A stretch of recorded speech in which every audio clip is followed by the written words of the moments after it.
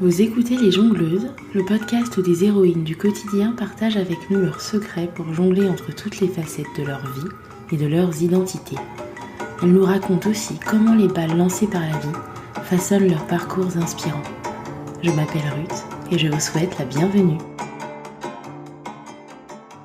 Il y a 1 an, ma famille et moi nous préparions à déménager à Dublin.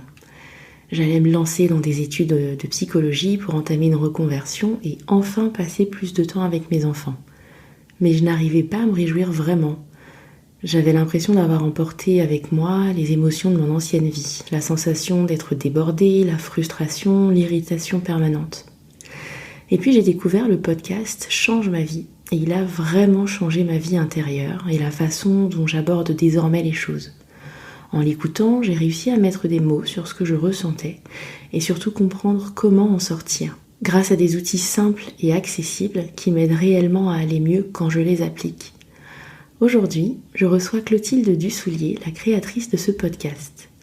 En plus de partager ses outils pour l'esprit, elle est également coach de vie certifiée et accompagne des femmes à jongler avec sérénité entre tous leurs rôles. Je remercie Clotilde d'inaugurer avec moi la nouvelle rubrique du podcast, les jongleuses spécialistes, dans cet épisode qui en donne le ton. Nous y abordons son parcours plein de rebondissements, de la Silicon Valley au coaching, en passant par la case blogueuse culinaire. Nous abordons aussi la façon dont les outils qu'elle partage l'aident à concilier ses balles de femme, chef d'entreprise et de maman. Et Clotilde nous partage aussi ses conseils et ses ressources de jongleuse spécialiste qui personnellement m'ont apporté énormément. J'espère que cet épisode vous inspirera autant que Clotilde m'inspire. Bonne écoute!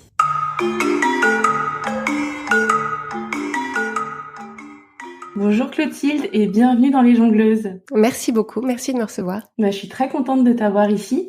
Est-ce que tu peux te présenter pour les auditrices et les auditeurs ? Oui, donc je suis Clotilde Dussoulier, j'ai 41 ans, je vis à Paris, je suis coach de vie, donc je suis master coach certifié et mon métier c'est d'accompagner les personnes qui veulent une vie plus sereine, une vie plus intentionnelle et en particulier des femmes qui travaillent et qui ont des enfants. C'est absolument parfait parce que c'est un petit peu le profil des jongleuses, donc je suis vraiment très contente de t'avoir ici aujourd'hui, surtout que je vais inaugurer avec toi une nouvelle rubrique du podcast qui s'appelle les jongleuses spécialistes, donc on va en parler un peu plus tard. T'as un parcours professionnel qui est plein de rebondissements, qui t'a mené à chaque fois vers des métiers finalement assez peu classiques.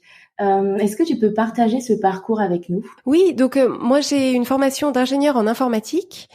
J'ai fait des études à Paris. À la fin de mes études, je suis partie en Californie, donc dans la Silicon Valley, pour travailler là où ça se passait. Donc c'était au tournant des années 2000, au moment du boom des dot-com. Donc je suis partie. J'ai vécu 2 ans là-bas. Et en rentrant en France, donc j'ai continué mon travail d'ingénieur en informatique, mais j'avais commencé aux États-Unis à beaucoup cuisiner, à beaucoup m'intéresser à la cuisine, à la nourriture et ce que ça dit des gens. Et c'était vraiment quelque chose qui m'intéressait énormément. Et j'ai démarré un blog de cuisine. J'étais la première Française dans le monde à créer un blog de cuisine. On parlait pas du tout des blogs à l'époque, c'était en 2003. Donc j'ai créé Chocolate and Zucchini pour parler de ma passion pour la cuisine en tant que mode d'expression créative, que mode de partage, que mode de communication. Ça m'intéressait beaucoup de raconter des histoires autour de ça. Donc c'est un blog qui a tout de suite très bien marché et comme ça m'intéressait énormément d'écrire sur ce sujet, j'ai décidé d'en faire mon métier. Donc j'ai démissionné de mon job d'ingénieur en informatique et je suis devenue auteure culinaire à temps plein. Oui. Donc j'ai un peu inventé un métier autour de ça. Ça n'existait pas de gagner de l'argent autour d'un blog. Donc j'ai commencé ça. Ça m'a beaucoup épanouie, beaucoup intéressée, beaucoup nourrie, sans mauvais jeu de mots, pendant des années et des années. Jusqu'à ce que je découvre en fait quelque chose qui me passionnait encore plus et qui était l'exploration de nos vies intérieures en tant qu'être humain. Je suis quelqu'un qui me suis toujours beaucoup posé de questions sur ma vie intérieure, mais aussi beaucoup sur la vie intérieure des autres. Et j'avais l'intuition que c'était quelque chose dont on ne parlait pas assez, c'était un peu terra incognita pour la plupart des gens. Et en tout cas, je manquais d'outils, de compréhension pour vraiment comprendre à la fois ce qui se passait pour moi et comprendre pourquoi est-ce que parfois j'avais l'impression que les choses se passaient pour moi différemment de la façon dont elles se passaient pour d'autres personnes. Et donc, je me suis intéressée à ça. J'ai trouvé des clés et des outils qui ont complètement révolutionné ma façon de vivre à l'intérieur et à l'extérieur, et qui m'ont donné aussi des clés de lecture sur mes rapports avec les autres, les rapports entre les gens. Pourquoi est-ce que les gens font certains choix et d'autres en font d'autres? Pourquoi les gens arrivent à faire certaines choses et d'autres n'y arrivent pas, etc. Et donc, j'ai décidé d'en faire mon métier. Et donc le métier qui va avec, que j'ai choisi de faire, c'est coach de vie. Et j'ai créé un podcast pour partager à la fois les outils et à quel point cette exploration-là me paraît passionnante. Donc le podcast s'appelle Change ma vie, outils pour l'esprit. Donc je l'ai créé il y a maintenant 3 ans et des brouettes. Et dans le même temps, je me suis formée au coaching de vie. J'ai démarré une activité autour de ça. Et donc aujourd'hui, on est 4. On est une entreprise de 4 personnes. Donc j'ai 2 coachs qui travaillent avec moi, moi-même, et une autre personne qui s'occupe du marketing, de la communication autour de Change ma vie. Donc voilà, c'est vraiment quelque chose qui me passionne, et c'est vraiment quelque chose qui répond à un besoin croissant de mieux se comprendre, de mieux aborder son quotidien, d'être plus apaisé dans ses rapports avec les autres, dans ses projets, avoir l'impression simplement de vivre mieux, d'être plus présent, plus vivant. Et donc c'est ce que j'apporte. Absolument. Donc effectivement, tu as quand même créé des métiers à chaque fois, soit créer un métier qui n'existait pas, soit aller vers un métier encore finalement peu exploité en France. C'est quoi, tu penses, dans ton mindset qui t'a permis de faire ça? Alors, mon état d'esprit, c'est de me dire, si j'arrive à l'imaginer dans ma tête, je pense qu'il y a moyen de faire en sorte que ça se réalise. D'accord. En fait, c'est ça qui m'a permis, un peu de proche en proche, quand j'ai changé de métier ou quand j'ai abordé des nouveaux projets, c'est toujours de me dire quelle est, en supposant que j'arrive à m'imaginer la destination, il suffit que j'arrive à identifier la première marche qui m'emmènerait dans cette direction-là. Et pour l'instant, on va commencer par la première marche. Donc, on va commencer par créer le blog. On va commencer par créer le podcast. On va commencer par proposer nos services à des personnes qu'on connaît. Et puis, on va voir, est-ce que elles, ça les intéresse? Est-ce que ça les intéresse pas? Est-ce que ça se passe bien? Est-ce que ça se passe pas bien? Est-ce que ça me plaît? Est-ce que ça me plaît pas? Etc. Et puis après, on verra. D'accord. Ok. Au lieu de regarder tout l'escalier en se disant je veux aller là-haut, mais regarde toutes ces marches qu'il va falloir que je gravisse. Ouais, je comprends. C'est plus l'idée et l'excitation aussi. Je pense que ça c'est une faculté que j'ai, c'est de trouver l'excitation et l'enthousiasme au sujet de chacune de ces marches d'escalier, en me disant waouh, est-ce que tu penses que cette marche-là on peut monter? Tu crois? Non, non. Je pense pas quand même. Et si, allez, on essaye, on monte. Allez, waouh, regarde, on est monté. Regarde, on est monté sur la première marche. Génial. Elle est où la deuxième? Tu vois, donc c'est un peu ce côté ouais, je vois. de l'enthousiasme et l'excitation de chaque étape qui fait que finalement, et c'est aussi comme ça, à mon avis, c'est aussi un des secrets de la longévité dans une carrière ou dans un projet, c'est que si on arrive à trouver l'enthousiasme et la gratification après chaque marche, en fait, chaque marche, d'une certaine façon, est sa propre récompense. Exactement. Et donc, il n'y a pas de raison d'arrêter parce qu'on est déjà content d'en être là où on est et on est excité et enthousiasmé à l'idée de la suivante. Ouais, c'est un super état d'esprit. Donc, en fait, tu as ta vision, ta grande vision, et tu profites de chaque marche, de chaque étape franchie en savourant l'étape, quoi. Voilà. Et il y a vraiment l'idée de se dire, on n'a pas besoin de savoir dès maintenant quelles sont toutes les étapes qui arrivent à cette destination à laquelle on veut aller. Il faut juste avoir au moins une idée de la première marche ou une première marche à tenter, en fait. D'accord. Tout en continuant à nourrir cette vision de où on veut aller. Mais la plupart des gens se disent, si je ne vois pas toutes les étapes très précisément, si on me donne pas un plan de carrière, si on me dit pas A, B, C, D, les étapes dans l'ordre et comment faire, je sais pas y aller. Moi, c'était vraiment ça mon souci avant de faire une reconversion, c'est que je me disais mais c'est pas possible. J'ai mon plan de carrière, je sais que dans tant de temps je pourrais être à tel endroit, etc.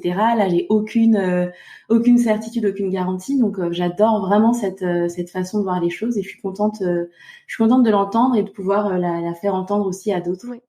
Est-ce que dans tous ces changements, tu avais des choses qui éventuellement te freinaient ou te bloquaient et comment tu as fait pour les dépasser? Alors, je pense que l'enthousiasme et l'excitation sont des très bonnes façons de surmonter ce qui peut ressembler à des doutes ou des hésitations ou des peurs. Mais j'ai l'impression que cet état d'esprit qui se focalise uniquement sur la marche suivante, en fait, permet d'alléger pas mal les doutes et les peurs, parce qu'en fait, par exemple, le tout début de ce que je fais aujourd'hui, c'était de créer un podcast, et je ne prenais pas un risque extraordinaire en créant un podcast. En approchant son parcours, en se disant, bon, là, tout ce que je vais faire pour commencer, c'est créer un podcast. Est-ce que ça, je peux arriver à trouver comment on le fait, etc. Les doutes ou les peurs sont finalement de relativement petite, faible envergure. Ce que j'avais anticipé et qui était ma crainte au début, c'était de me dire, dans mon changement d'identité, en disant, voilà, aujourd'hui les gens me connaissent comme étant auteur culinaire. Je leur propose quelque chose qui ne ressemble pas à ce que je leur ai proposé jusqu'ici. Est-ce que les gens vont soit ne pas comprendre, soit se dire, mais alors en fait, ce truc de cuisine, elle n'était pas vraiment sérieuse. Est-ce que les gens vont se détourner de ce que je leur propose en se disant, elle part dans tous les sens, je sais plus qui c'est, je m'en vais. Oui. Et en même temps, je me disais, il est possible qu'il y ait des gens qui se disent, moi, tant qu'elle parlait de cuisine, ça allait très bien, mais son truc de coaching, là, elle m'a perdue. Et je me disais, voilà, probablement, il y a des gens que je vais perdre, mais il y a aussi des personnes que le coaching intéresse et que la cuisine n'intéressait pas. Oui. Et en fait, pour moi, le pire qui puisse m'arriver, c'est de rester bloquée dans ce que je connais déjà. Et donc, à la rigueur, je suis prête à perdre pas mal de gens pour éviter de m'ennuyer ou éviter de stagner ou voilà. Si il faut perdre des gens au service de ma croissance personnelle, t'es prête à le faire. Ouais. D'accord. Ok. Ouais, c'est vraiment un super état d'esprit. Je suis ravie d'entendre ça. Donc aujourd'hui, tu es donc chef d'entreprise, tu es coach certifié, Chocolate and Zucchini, ça continue aussi? Alors le site continue à exister parce qu'il y a 15 ans d'archives, de recettes que je me suis donné énormément de mal à développer, à rendre blindé, béton armé pour assurer le succès de la personne qui cuisine. Donc le site en tant que ressource existe toujours et je continue à l'avoir en tête, c'est-à-dire qu'on continue à faire en sorte que le site soit disponible. Et là par exemple, j'ai fait refaire des photos par une photographe pour continuer à rendre cette ressource très très utile, mais c'est plus mon point de focus principal. D'accord. Donc là, tu es coach certifié, tu es chef d'entreprise, tu es podcasteuse, tu es maman aussi. Comment tu arrives à jongler entre tout ça? Comment tu t'organises? Comment tout ça, comment tu jongles entre tout ça? Alors, je pense que je vis le miracle de ce que je vends, c'est-à-dire que c'est vraiment ce qui me permet de faire tout ça et de le faire avec le sourire et sereinement. C'est vraiment les outils de gestion de mes pensées, de mes émotions. C'est le fait d'être coachée régulièrement et d'utiliser tous ces outils de coaching sur moi-même et dans mon quotidien. Pour moi, il y a pas moyen de faire ça sans avoir les outils appropriés. Simplement parce que quand on est en pilote automatique, et qu'on n'a pas cet espace de recul pour se poser des questions, pour décider comment aborder les choses, notre propension naturelle, c'est d'aller vers le stress, le débordement, l'anxiété, toujours penser à ce qui va pas, toujours penser à ce qui est inquiétant, ce qui pourrait mal tourner, ce que les gens pourraient penser, etc. Et que ça, si on n'a pas les outils appropriés, c'est ça qui prend toute la place. D'accord. Et donc c'est vraiment pour ça, c'est vraiment pour éviter ça au maximum de gens que je fais ce que je fais, et en particulier dans le programme de coaching qu'on propose. C'est vraiment ça qu'on propose, parce que pour moi c'est un gâchis énorme d'imaginer toutes ces femmes qui ont construit exactement la vie qu'elles voulaient, c'est-à-dire elles ont une carrière, elles ont des enfants, elles ont une vie, etc. qui ressemble à ce qu'elles voulaient sur le papier, et pour autant elles sont pas bien dans cette vie. Et donc on voit bien que c'est pas la vie le problème, c'est comment est-ce que nous on habite cette vie, comment on aborde les choses. Comment est-ce qu'on aborde les choses et vraiment moi mon approche c'est de le faire sans jugement aucun, c'est-à-dire c'est pas oh mais tu te plains tout le temps, comment ça se fait que t'arrives pas, mais profite un peu, détends-toi, lâche prise, d'accord, merci beaucoup. C'est vraiment dire bah oui bien sûr ton cerveau est pas câblé pour profiter, donc comment est-ce qu'on fait pour porter ton attention sur ce qui te tient le plus à cœur, pour créer de l'espace, pour que tu puisses apprécier, être contente, avoir de la clarté, nourrir des relations vraiment de bonne qualité avec les gens que tu aimes, plutôt que d'être tout le temps dans le ça va pas, ils se disputent, ils se chamaillent, il a pas vidé de lave-vaisselle, etc.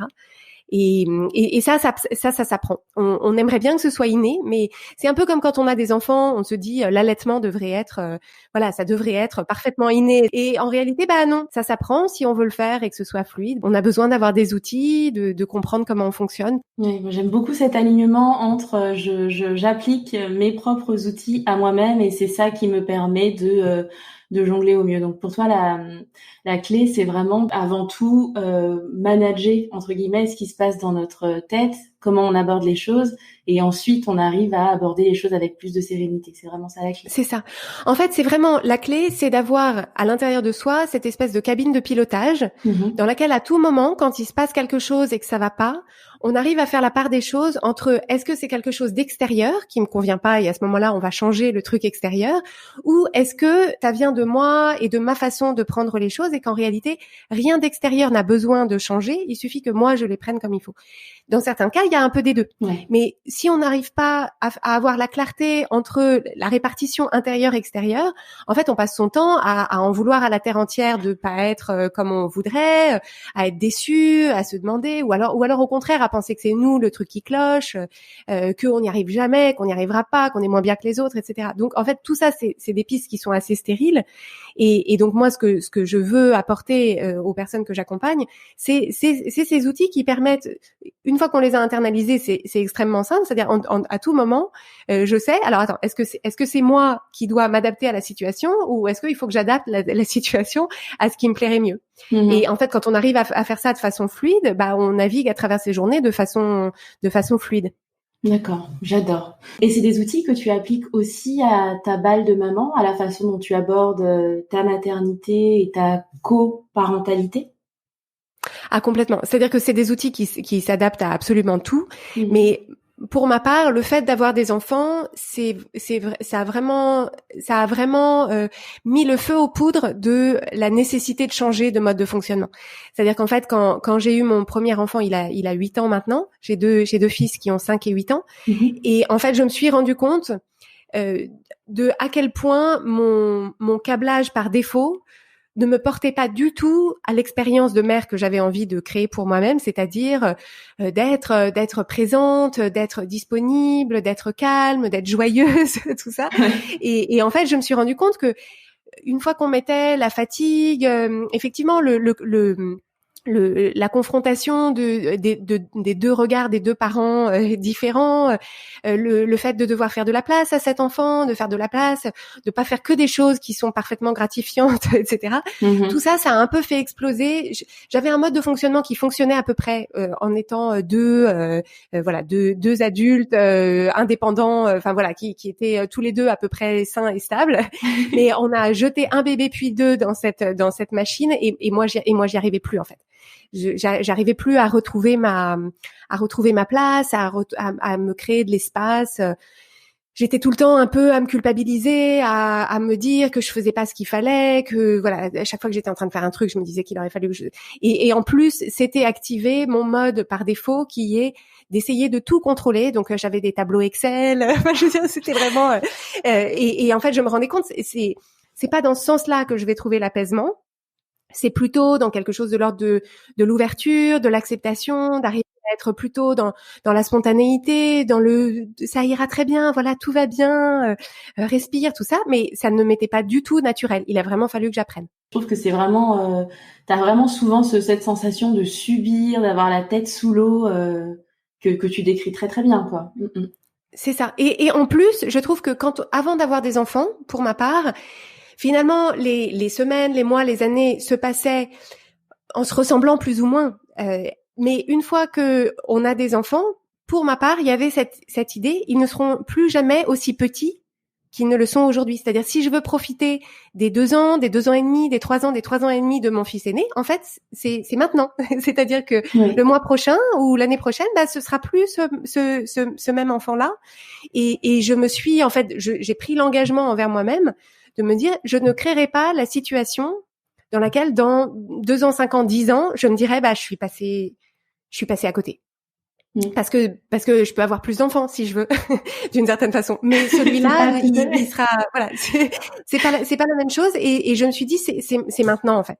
Ouais. C'est maintenant. Ok. Donc, ça a aussi changé ta façon d'aborder tes enfants, ta façon d'être maman. Donc, c'est assez. Mais complètement. Ouais. Complètement. Alors, typiquement, petit exemple très précis, t'as tes enfants qui sont en train de se chamailler, t'as ta journée de travail dans les pattes, t'es toute seule. Comment tu vas gérer cette situation-là vis-à-vis de toi-même en appliquant tes outils à toi-même et à ta propre situation, par exemple? Alors, pour moi, ce qui change énormément, c'est le fait de ne pas être en mode réactif, mais d'avoir en fait une sorte de sas intérieur entre ce que j'observe à l'extérieur de moi, ce que je sens qui est ma réaction naturelle, qui est d'énervement, d'irritation, de ras-le-bol, etc. Et me dire, ok, tout doux.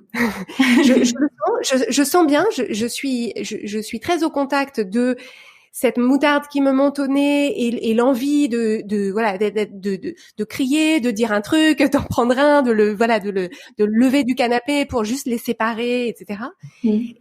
Et en même temps, cet espace intérieur pour me dire, je sais très bien comment ce scénario-là va se dérouler jusqu'au bout.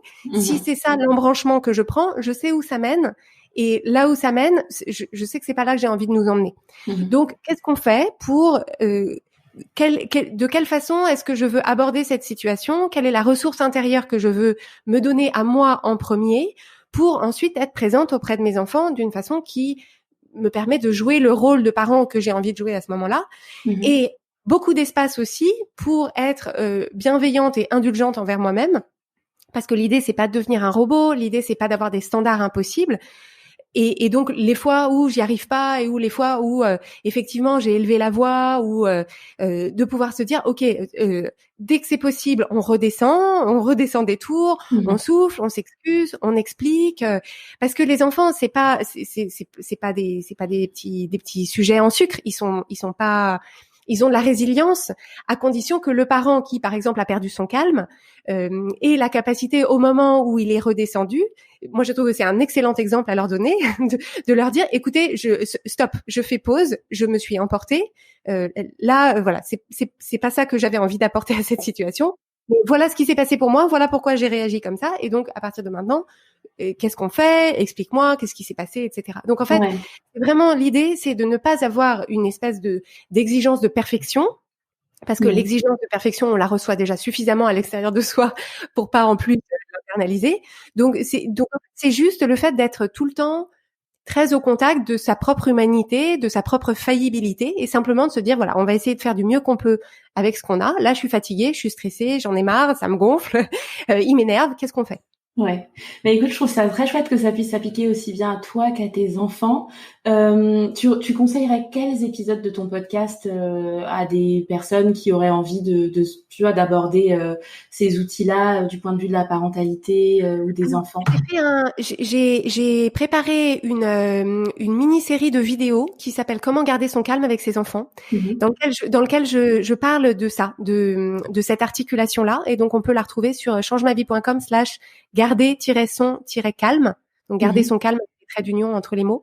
Donc changemavie.com/garder son calme, et on peut s'inscrire gratuitement pour recevoir les vidéos qui expliquent comment ça fonctionne et comment est-ce qu'on le met en place. Parfait, je mettrai le lien dans les notes de l'épisode. Donc tu es une maman qui travaille, tu es une chef d'entreprise. Comment tu fais pour que la balle Clotilde, toi, ton individualité, ton identité, ne soit pas laissée de côté? Comment tu fais pour garder du temps pour toi? Déjà, est-ce que tu es quelqu'un qui a besoin de temps pour elle, et comment tu fais pour te ménager ces espaces-là? Alors, le temps pour moi, il est effectivement très important.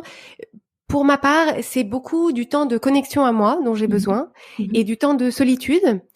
Et en fait, du coup, j'ai organisé ma vie professionnelle pour pour qu'il y ait la place pour ça, en fait. C'est-à-dire que c'est quand mes enfants sont là, quand mon mari est là, je suis pas vraiment quelqu'un qui va s'isoler ou qui va dire ok, ciao les mecs, je vais à mon cours de yoga. Il se trouve que c'est pas quelque chose que j'ai mis en place. En tout cas, bon, de toute façon, les cours de yoga en ce moment, c'est pas forcément hyper conseillé, mais mais c'est vraiment quelque chose en fait que je crée pas mal à l'intérieur de moi et que j'emporte finalement dans mon. En fait, je fais attention d'avoir un espace intérieur de connexion à moi-même, que je sois en compagnie d'autres personnes ou seule, parce qu'en fait j'ai vraiment besoin j'ai besoin de ça quoi. J'ai besoin d'être en ma propre compagnie pour pour me parler, pour développer mes rêves, mes envies, réfléchir à tout un tas de trucs. Voilà, j'ai vraiment besoin de cet espace intérieur et il se trouve que j'ai aussi créé un mode d'entreprise dans lequel voilà les personnes avec qui je travaille, il y en a qui sont pas à Paris, il y en a une qui est à Paris, mais on a une grande flexibilité l'une par rapport à l'autre, c'est-à-dire que voilà, si je veux passer la matinée à travailler du bureau, je travaille du bureau, si je veux travailler de chez moi, je travaille de chez moi, si je veux travailler dans un café, je travaille dans un café. Enfin, pour moi, j'ai besoin d'avoir cet air et cette flexibilité dans ma façon de m'organiser. D'accord. Ok. Donc c'est quelque chose que tu as, enfin c'est au niveau plutôt de ta vie intérieure et aussi dans ton mode d'organisation au quotidien. C'est ça. Alors, j'initie avec toi une nouvelle rubrique de mon podcast qui s'appelle les jongleuses spécialistes. Et donc, on en parle un petit peu depuis tout à l'heure. Tes spécialités à toi, c'est le partage d'outils pour aider les personnes à mieux jongler au quotidien, donc à travers ton podcast, mais c'est aussi le coaching. Donc, tu disais, tu accompagnes des femmes qui jonglent justement entre leurs différents rôles pour les aider à le faire avec plus de sérénité. Selon toi et de ton expérience, ce serait quoi les blocages principaux qui empêchent de concilier au mieux tous ces rôles-là avec lesquels on jongle au quotidien? Et tu conseillerais quoi pour les dépasser? Alors, je pense que la clé, c'est de prendre conscience autant que possible de toutes les règles imaginaires qu'on a intégrées, c'est-à-dire tous les standards impossibles qu'on nous a posés sur notre table de travail et qu'on a embrassés tous. Voilà, on les a tous pris, on les a tous emportés avec nous et auxquels du coup, sans s'en rendre compte, on essaye de se tenir au quotidien.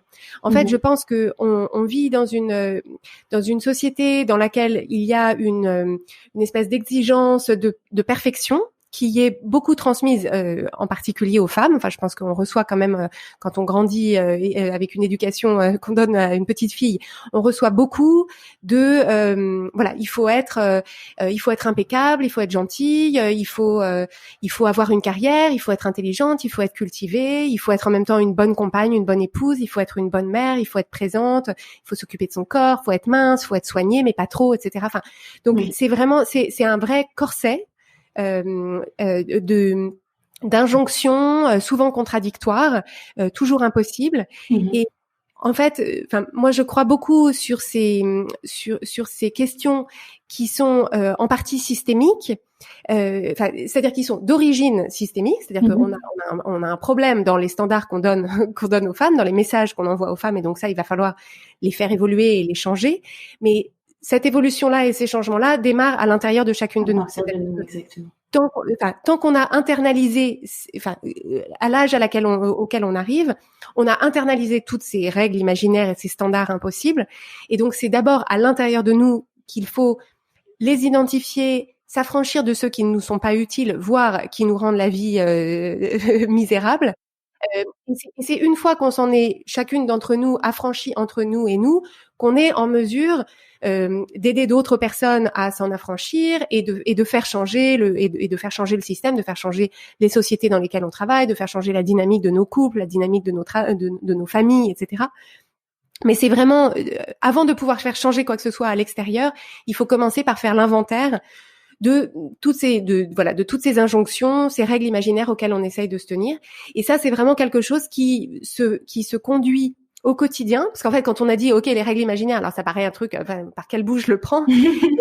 Et c'est simplement, moi, mon approche, elle est toujours par le petit bout de la lorgnette, c'est-à-dire par les petites situations de difficulté qu'on rencontre au quotidien. Donc, je prenais par exemple l'exemple du cours de yoga auquel on voudrait pouvoir s'inscrire un samedi matin et se dire, tiens, c'est intéressant, je voudrais m'inscrire à ce cours de yoga.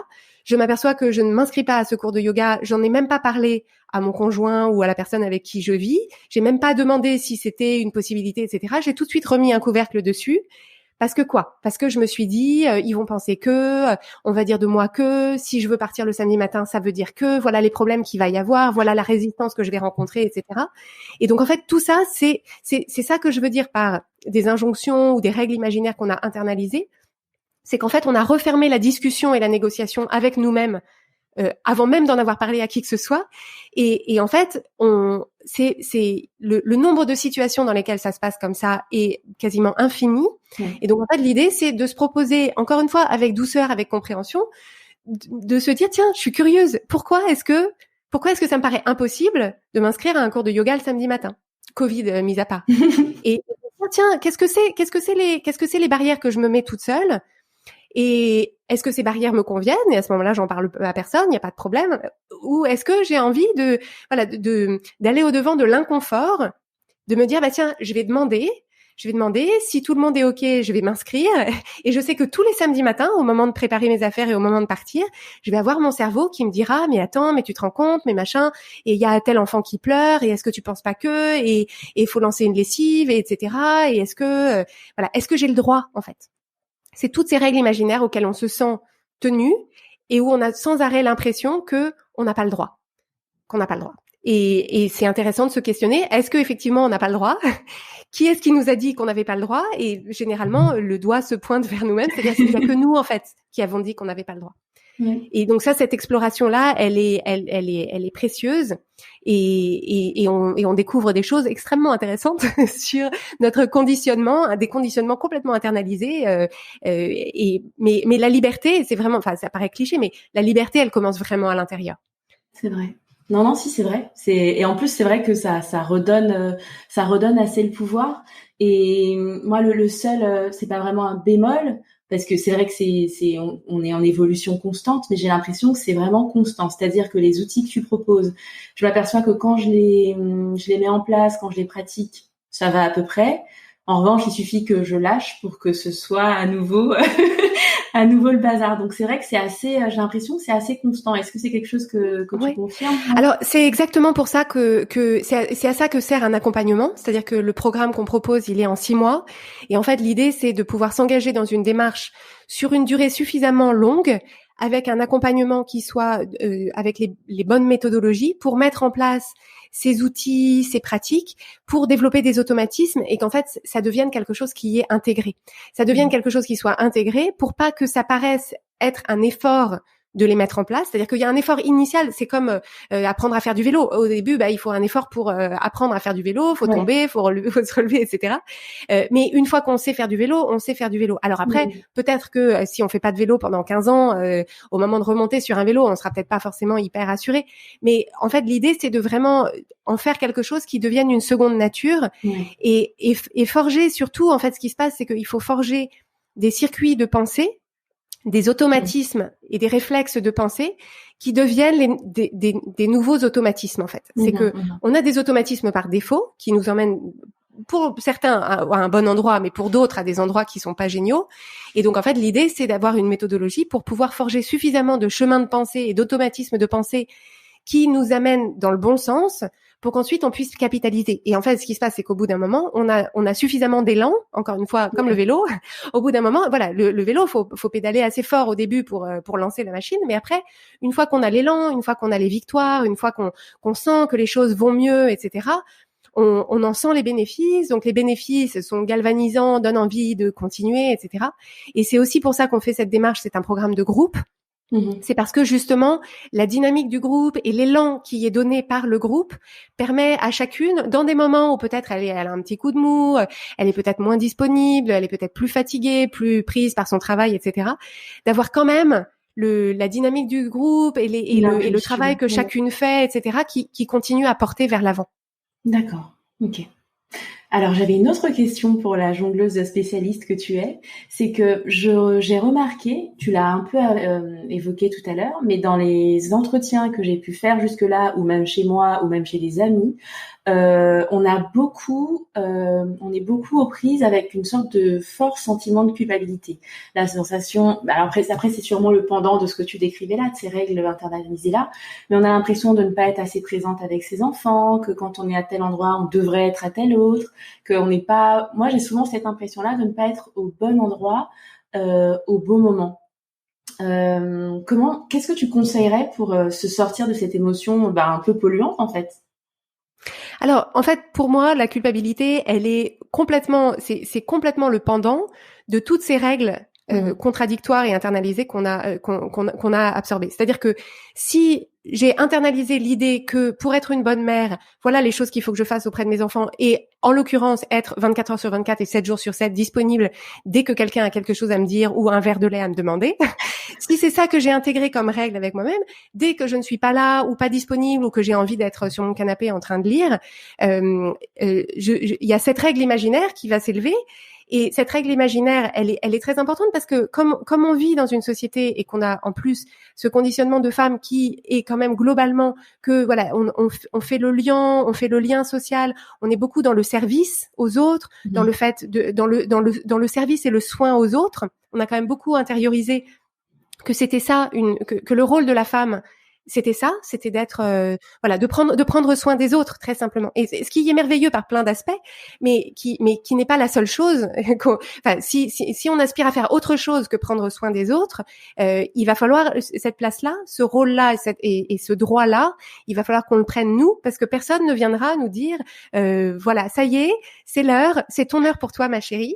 Fais ce que tu veux, on s'occupe de tout, voilà. Donc en fait, c'est vraiment, si tu veux, c'est cette culpabilité-là, c'est tout simplement le prix à payer pour construire sa vie comme on l'entend. C'est l'inconfort à travers lequel il faut passer pour de l'autre côté définir nos propres règles. Parce que en fait, c'est comme tu sais, la culpabilité, c'est le bruit que fait la règle quand tu es en train de l'enfreindre.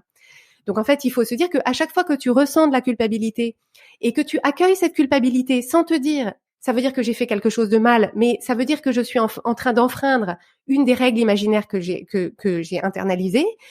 Du coup, à chaque fois que tu l'accueilles sans lui obéir, en te disant j'ai le droit de prendre une heure pour aller faire un tour, dîner avec ou j'ai le droit de sortir un soir de semaine pour dîner avec une amie, parce que c'est ça la personne que j'ai envie d'être, c'est ça la femme que j'ai envie d'être, c'est ça la mère que j'ai envie d'être aussi pour mes enfants, le coparent pour la personne qui élève les enfants avec moi, etc.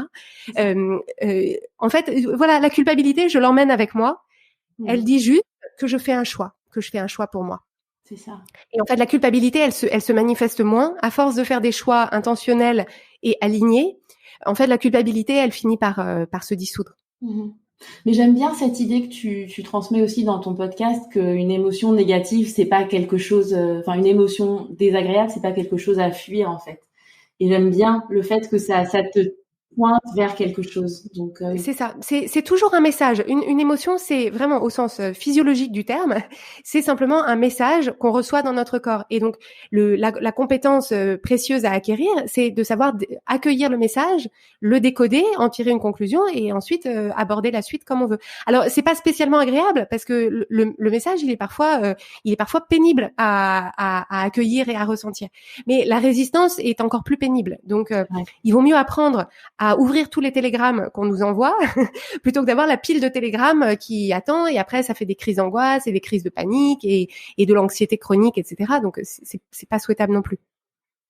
Exactement. On va finir sur cette rubrique de jongleuse spécialiste avec une question sur la joie. On a beaucoup parlé de règles, de corsets, de carcans, etc. Comment on trouve de la joie en tant que femme avec toutes ces règles, toutes ces injonctions? Comment on trouve de la joie à jongler entre toutes ces balles qui finalement ont chacune leur lot de beauté et d'intérêt? Alors j'adore cette question parce qu'en fait pour moi c'est une question hyper importante parce que pour moi la joie que chacune d'entre nous nous autorisons à créer et à ressentir pour nous-mêmes, c'est notre ultime liberté, notre ultime affranchissement, notre ultime émancipation.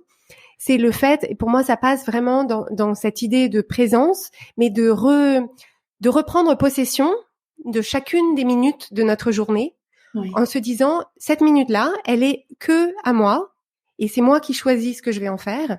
Et donc cette minute-là, parfois je la passe, parfois c'est la minute que ce que je choisis d'en faire, c'est de changer la couche de mon bébé, par exemple. Mais il se trouve que je choisis, ce bébé-là, j'ai choisi de l'avoir, sa couche, j'ai choisi de la changer, donc j'ai plus de bébé maintenant, mais voilà, enfin, ce que ça veut dire, c'est qu'on va pas toujours faire des choix qui vont ressembler à allonger sur une plage ou à se mettre du vernis à ongles sur les doigts de pied.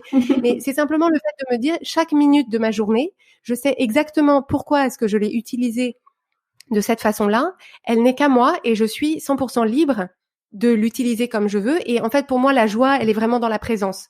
C'est vraiment le fait de se dire, je suis ici, je suis là, je suis en train de faire ce que je suis en train de faire. Et ça, pour moi, c'est délicieux. Très bien. Pour finir sur cette section-là, quels épisodes de ton podcast tu recommanderais à des jongleuses, justement? Moi, je sais que j'avais adoré être débordée.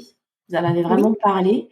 Est-ce qu'il y en aurait d'autres que tu recommanderais pour justement cette thématique de jongler entre différents rôles pour une femme? Alors, j'ai fait une mini-série d'épisodes sur le lâcher-prise, qui est une notion à laquelle j'ai très longtemps résisté parce que je trouve que c'est encore une injonction. Tu sais, c'est genre l'injonction du lâcher-prise. C'est ça. C'est une injonction plutôt qui vient du développement personnel pour le coup. Mais voilà, c'est quelque chose que j'ai longtemps vu comme un truc, une espèce de cliché, un truc, d'accord, merci bien, merci pour le conseil. Je sais comment, quoi. Et donc, voilà, exactement. Et donc, j'ai fait une mini-série sur le lâcher-prise. Donc, c'est en 3 épisodes qui sont justement qu'est-ce que ça veut dire exactement et comment est-ce qu'on fait quand on n'est pas câblé pour ça, qu'est-ce que ça veut dire et comment on fait. Il y a un autre épisode qui est vraiment bien pour les jongleuses, c'est celui qui s'appelle l'essentialisme. Oui. Et effectivement être débordé. OK, parfait. Je les mettrai aussi dans les notes de l'épisode. On va finir sur le questionnaire des jongleuses. Est-ce que tu es prête? Oui. Alors, sur l'art de jongler, qu'est-ce que tu aimes le plus dans cet art délicat du jonglage au quotidien? Alors, moi, ce que j'aime, c'est cette espèce d'ivresse, en fait, de quand les balles tournent. Parce qu'en fait, quand les balles tournent, en fait, c'est le plus près qu'on puisse arriver du fait de tout avoir. C'est-à-dire qu'on pourra pas avoir tout le temps, mais quand on est en train de jongler, c'est le plus proche, qu'on puisse s'approcher. D'accord. Et qu'est-ce que tu aimes le moins? Qu'est-ce qui te paraît le plus difficile? Alors, je suis assez sujette à l'anxiété. Et donc, dans l'art subtil du jonglage, le pendant de ça, c'est aussi que ça fait de la place à. Enfin voilà, c'est pour moi une gestion quotidienne, la gestion de mon anxiété, qui est l'émotion de base qui vient quand j'ai l'impression justement qu'une balle pourrait m'échapper ou que je jongle pas assez bien ou pas assez vite ou voilà. Donc c'est finalement c'est la partie la plus pénible. Je comprends. En parlant de balles qui échappent, on va parler de tes priorités. Est-ce qu'il y a une balle que tu ne veux surtout pas laisser tomber? Alors, je pense que dans cette phase de ma vie, avec des enfants qui ont 5 et 8 ans, je pense que c'est eux la balle. C'est-à-dire que si je préfère ne pas avoir à choisir. Mais si tout se cassait la figure, ce serait cette balle-là. C'est-à-dire si je ne pouvais en rattraper qu'une, ce serait eux. D'accord. Et une balle à laquelle tu aimerais donner plus de place? Alors encore une fois, c'est une question de chapitre de vie. Je suis complètement en paix avec les choix que je fais aujourd'hui, mais quand mes enfants seront un peu plus grands, plus autonomes et auront aussi moins envie d'être avec moi au quotidien, je me réjouis à la perspective de reprendre plus la balle de ma vie sociale, ma vie amicale, de voir plus mes amis et d'avoir plus de temps pour ce volet-là de ma vie qui pour l'instant pour ma sérénité et pour avoir aussi beaucoup de temps pour moi, c'est pas quelque chose auquel je fais beaucoup de place aujourd'hui. Donc je suis en paix avec, mais s'il y avait la place pour une balle de plus, ce serait celle-là.